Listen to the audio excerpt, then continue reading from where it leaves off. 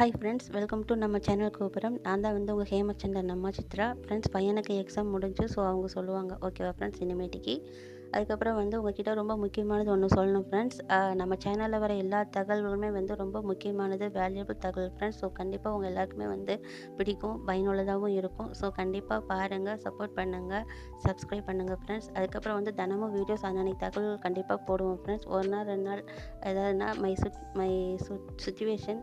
So please adjust பண்ணிக்கோங்க, ஓகேவா friends. So please sorry. இப்போ வாங்க தகவலுக்குள்ளே போகலாம் ஃப்ரெண்ட்ஸ். இன்றைக்கி வந்து ஃபஸ்ட்டு அம்மனுக்கு ரொம்ப முக்கியமான நாளில் ஃப்ரெண்ட்ஸ். ஸோ வந்து ஆடிப்பூர திருவிழா, ஓகேவா ஃப்ரெண்ட்ஸ். ஃபஸ்ட்டு வந்து நம்ம அம்மனை வேண்டிக்கிட்டு தொடங்கலாம் ஃப்ரெண்ட்ஸ். நம்ம எல்லாருக்குமே வந்து எல்லா நன்மைகளும் கிடைத்து வாழ்க்கையில் ஹாப்பியாக இருக்கணும்னு சொல்லிட்டு நம்ம அந்த அம்மனை வேண்டிக்கிட்டு ஸ்டார்ட் பண்ணலாம் ஃப்ரெண்ட்ஸ். ஓம் சக்தி பராசக்தி தாயே. ஃப்ரெண்ட்ஸ், ஃபஸ்ட்டு வந்து ஆடிப்பூரத்தை பற்றி கொஞ்சம் சொல்லிக்கிறேன். ஆடிப்பூரம் என்னும் விழா ஸ்ரீ தேவிக்குரிய திருநாளாகும். அம்மன் பிறந்த நாள் இன்று. ஆடித்திங்கள் பூரநான் உச்சத்தில் இருக்கும்போது ஸ்ரீ உமாதேவி அவர்கள் அவதரித்ததாக புராணங்கள் கூறுகின்றன.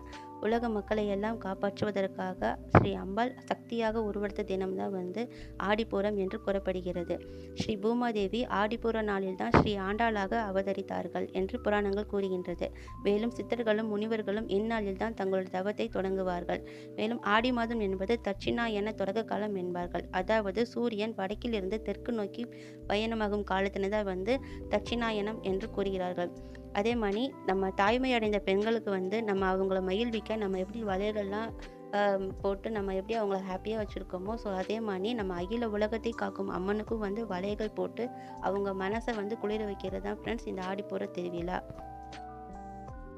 மேலும் வந்து கோயிலில் வந்து அம்மனுக்கு வந்து வளையல்லாம் சாற்றி வழிபாடு செய்து அதனை பெண்கள் அனைவரும் வந்து பிரசாதமாக வழங்குகிறார்கள்.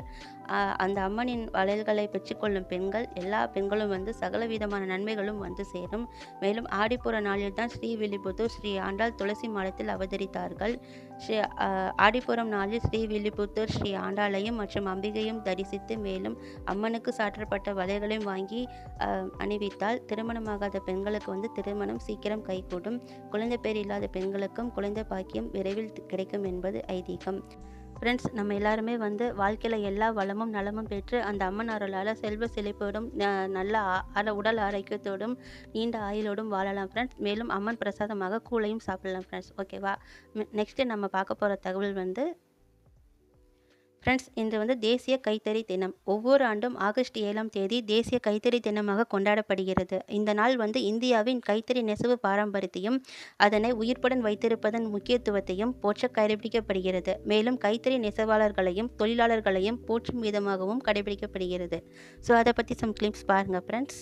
2015ஆம் ஆண்டு ஆகஸ்ட் 7ஆம் தேதி அன்று நமது நாட்டின் பாரத பிரதமர் திரு நரேந்திர மோடி அவர்கள் தான் வந்து இந்த நாளை வந்து தேசிய கைத்தறி தினமாக வந்து அறிவித்தாங்க. அனைவரும் சார்பாகவும் தேங்க்யூ சார். ஃப்ரெண்ட்ஸ், எவ்வளோ அழகாக வந்து நெசவு நெய்கிறாங்க ஃப்ரெண்ட்ஸ். எவ்வளோ அழகழகான துணிகள்லாம் பார்த்தீங்களா ஃப்ரெண்ட்ஸ். ஸோ அவங்கள வந்து கண்டிப்பாக நம்ம வந்து ஊக்குவிக்கணும் ஃப்ரெண்ட்ஸ், ஓகேங்களா. ஸோ அடுத்து நம்ம பார்க்க போகிறது வந்து இன்று தேசிய ஈட்டி எறிதல் தினமாகும். ஈட்டி எறிதல் என்பது ஒரு தடகள விளையாட்டு ஆகும். ஈட்டி வந்து அதிக தூரம் யார் எறிகிறார்களோ அவரே வந்து வெற்றியாளர்களாக கருதப்படுவார்கள். மற்றும் என்னோட ஒரு சின்ன கருத்து ஃப்ரெண்ட்ஸ், ஈட்டி எறியும் போது வந்து கவனமாக ப்ராக்டிஸ் பண்ணுங்கள், யார் மேலேயும் பற்றாமல், ஓகேவா ஃப்ரெண்ட்ஸ். ஸோ வந்து இதை கவனமாக இது பண்ணணும் ஃப்ரெண்ட்ஸ். சம் டிப்ஸ் பாருங்கள் ஃப்ரெண்ட்ஸ். ஃப்ரெண்ட்ஸ், நெக்ஸ்ட்டு நம்ம பார்க்க போகிறது வந்து பசுமை புரட்சியின் தந்தை திரு எம்.எஸ். சுவாமிநாதன் அவர்கள் பிறந்த தினம்தான் இன்று. ஸோ அதை பற்றி சம் கிளிப்ஸ் பாருங்கள் ஃப்ரெண்ட்ஸ். அப்புறம் நெக்ஸ்ட் நம்ம பார்க்க போகிறது வந்து ஃப்ரெண்ட்ஸ் புதுமை கவிஞர் திரு வாணிதாசன் அவர்களின் நினைவு தினம் என்று. அப்புறம் நெக்ஸ்ட்டு ஃப்ரெண்ட்ஸ் இவங்க தான் வந்து நமது இந்திய நாட்டின் பெருமைமிகு தேசிய கீதமான ஜனகணமன பாடலை இயற்றியவர் இவங்க தான், திரு ரவீந்திரநாத் தாகூர் அவர்களின் நினைவு தினம்தான் என்று ஃப்ரெண்ட்ஸ். ஸோ அதை பற்றி சம் கிளிப்ஸ் பாருங்கள் ஃப்ரெண்ட்ஸ். இவரை பற்றி சொல்லும்போது தேசிய கீத பாடலைன்னா எப்படி ஃப்ரெண்ட்ஸ். ஸோ 2 லைன்ஸ் மட்டும் பாடுறேன். ஜனகணமன அதிநாயக ஜெய ஹே பாரத பாக்ய விதாதா பஞ்சாப சிந்து குஜராத மராட்டா திராவிட உத்கல பங்கா. ஓகேவா ஃப்ரெண்ட்ஸ். இவருக்கு ஒரு பெரிய சல்யூட் பண்ணிக்கலாம் ஃப்ரெண்ட்ஸ். சல்யூட் ஐயா. ஜெய் ஹிந்த். ஃப்ரெண்ட்ஸ், அப்புறம் நம்ம பார்க்க போகிறது வந்து என் உயிரினும் மேலான என் அன்பு உடன்பிறப்புகளை என்ற வார்த்தையின் சொந்தக்காரர் மட்டுமல்ல, அந்த வாழ்க்கையாகவே வாழ்ந்து காட்டியவர், ஒரு மாபெரும் தலைவர். ஆம், இன்று திரு முத்துவேல் கருணாநிதி அவர்களின் நினைவு தினம்தான் என்று.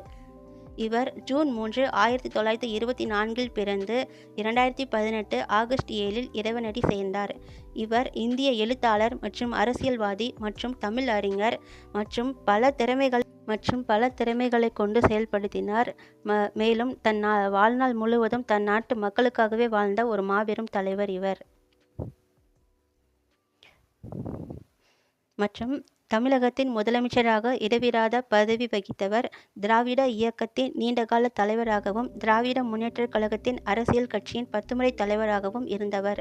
மேலும் இவர் கதைகள், நாவல்கள், நாடகங்கள் மற்றும் தமிழ் இலக்கியங்கள் போன்றவற்றை எழுதி சாதனை படைத்துள்ளார்.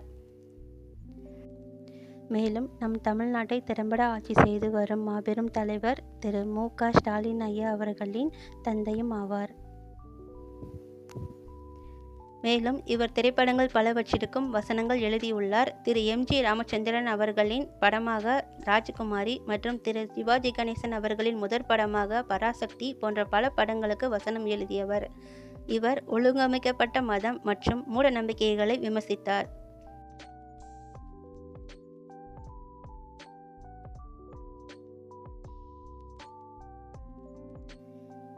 மேலும் இவர் கன்னியாகுமரியில் 133 அடி திருவள்ளுவர் நினைவு சின்னத்தை நிறுவுவதற்கும் மற்றும் தமிழ் மொழிக்கு செம்மொழி அந்தஸ்தை கொடுத்து உறுதி செய்வதற்கும் அவர் முக்கிய பங்காற்றினார்.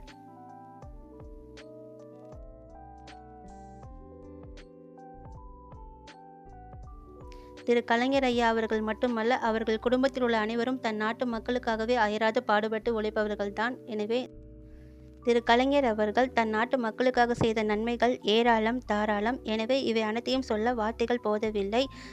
இந்த மாபெரும் தலைவரை பற்றி போற்றி வாழ்த்தவும் வயதில்லை. எனவே அவரை மனதார வணங்குகின்றேன். வணக்கம் ஐயா. அவர் மறைந்தாலும் அவர் செய்த நற்காரியங்கள் அனைத்திலும் நம்மோடுதான் வாழ்ந்து கொண்டிருக்கிறார்.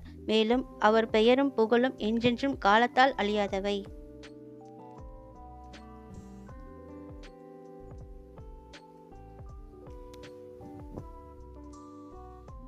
இவர் சொன்ன அனைத்து பொன்மொழிகளும் நம் வாழ்க்கைக்கு மிகவும் பயனுள்ளதாக இருக்கும் ஃப்ரெண்ட்ஸ்.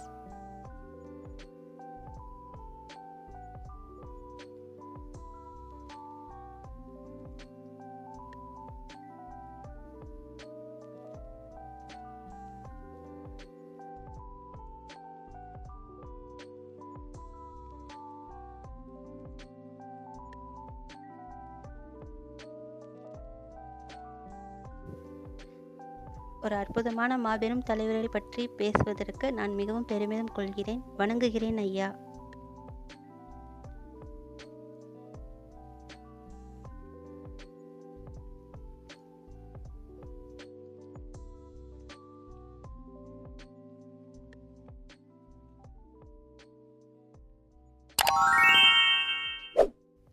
ஃப்ரெண்ட்ஸ், இதே மாதிரி நம்ம சேனலில் வர எல்லா வீடியோஸும் பாருங்கள் ஃப்ரெண்ட்ஸ். சப்போர்ட் பண்ணுங்கள் ஃப்ரெண்ட்ஸ். சப்ஸ்கிரைப் பண்ணுங்கள். Thank you friends.